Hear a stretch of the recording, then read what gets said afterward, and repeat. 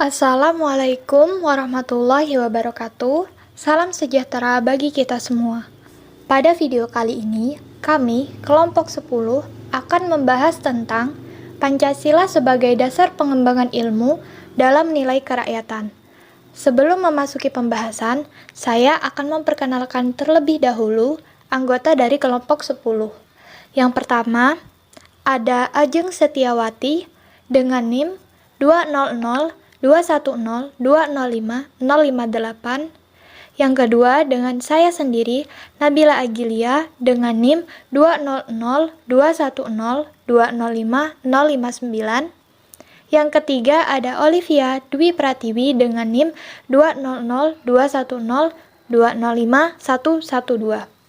Di sini saya akan menjelaskan tentang nilai kerakyatan sebagai dasar pengembangan ilmu. Nilai pada sila kerakyatan sebagai dasar pengembangan ilmu ini mendasari pengembangan ilmu pengetahuan dan teknologi secara demokratis.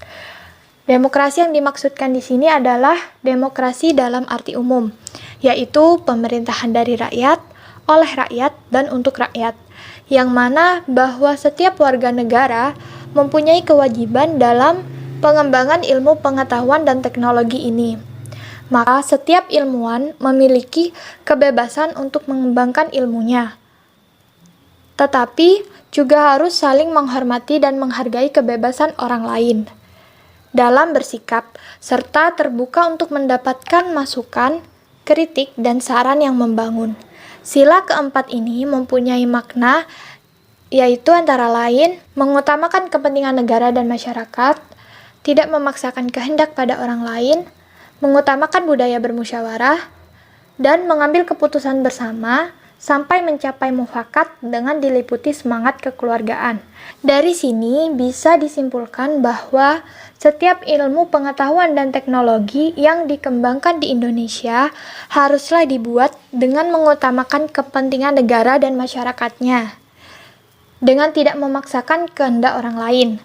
Dalam menentukan sebuah pilihan atau keputusan hendaknya dilakukan dengan cara bermusyawarah, dan segala keputusan yang diambil dalam musyawarah itu harus dilandasi oleh Pancasila, dan konflik-konflik yang terjadi dalam musyawarah harus dihadapi dengan asas kekeluargaan, tidak dengan cara yang semena-mena seperti main hakim sendiri, egoisme, dan primordialisme, karena hal tersebut tidak mencerminkan sifat luhur dari bangsa kita.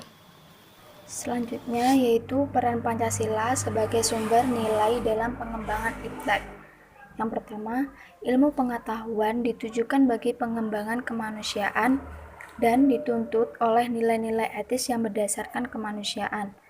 Artinya, dengan adanya IPTEK ini dapat membantu dalam pengembangan manusia, serta disesuaikan dengan nilai-nilai etis berdasarkan kemanusiaan. Yang kedua, yaitu IPTEK merupakan yang menghomogenisasikan budaya. Maksudnya, dengan adanya IPTEK ini dapat mempersatukan atau mungkin memungkinkan komunikasi antar masyarakat dengan membangun penguasaan IPTEK melalui sistem pendidikan merupakan sarana untuk memperkokoh kesatuan dan membangun identitas nasional. Yang ketiga, yaitu pengembangan ilmu pengetahuan harus menghormati keyakinan religius masyarakat. Maksudnya, dalam mengembangkan IPTEK itu kita harus menghormati keyakinan religius masyarakat, karena bisa jadi pengembangan IPTEK itu tidak sejalan dengan keyakinan religius dari masyarakat. Tetapi hal tersebut tidak perlu dipertentangkan karena antara IPTEK dan keyakinan masyarakat itu mempunyai pemikiran sendiri, mempunyai persepsi sendiri, jadi tidak perlu dipertentangkan. Yang keempat, yaitu prinsip demokrasi akan menuntut bahwa penguasaan IPTEK harus merata ke semua lapisan masyarakat, karena pendidikan adalah tuntutan masyarakat. Maksudnya, penguasaan IPTEK harus menyeluruh ke semua masyarakat, entah itu kota maupun dari daerah pelosok, karena pendidikan merupakan hal yang sangat penting dan merupakan tuntutan masyarakat. Yang kelima yaitu kesenjangan dalam penguasaan iptek harus dipersempit. Maksudnya kesenjangan iptek harus dipersempit supaya kesenjangan itu tidak semakin meluas sehingga penguasaan iptek semakin merata. Selanjutnya, di sini saya akan menjelaskan mengenai paradigma nilai kerakyatan dalam Pancasila sebagai pengembangan ilmu. Sila ini menekankan agar para ilmuwan haruslah memiliki kebebasan untuk mengembangkan iptek. Di samping itu, para ilmuwan juga harus dapat menghormati dan menghargai kebebasan orang lain dan harus memiliki sifat yang terbuka. Maksudnya, para ilmuwan selalu memiliki kebebasan dalam mengembangkan iptek, tetapi jangan karena kebebasan itu, para ilmuwan berlaku seenaknya. Para ilmuwan harus bisa menerima segala kritikan dan dibanding-bandingkan dari ilmuwan lain. Pancasila sebagai paradigma pengembangan iptek mengandung arti bahwa Pancasila memberikan nilai bagi pengembangan iptek demi kesejahteraan manusia. Pengaruh nilai kerakyatan dalam Pancasila sebagai pengembangan ilmu. Yang pertama, meningkatkan kreativitas masyarakat Indonesia untuk menghasilkan suatu karya cipta dalam bidang apapun untuk kesejahteraan warga negara Indonesia. Contohnya, penemu moda Ricky Elson, beliau dan rekan-rekannya berhasil menciptakan mobil listrik Indonesia pertama, yaitu Tuxuki, kemudian dikaji ulang hingga pada tahun 2013 telah muncul mobil bertenaga listrik Selo. Di Indonesia sendiri, pengembangan mobil listrik sudah dimulai sejak tahun 2012 di bawah pemerintahan Susilo Bambang Yudhoyono.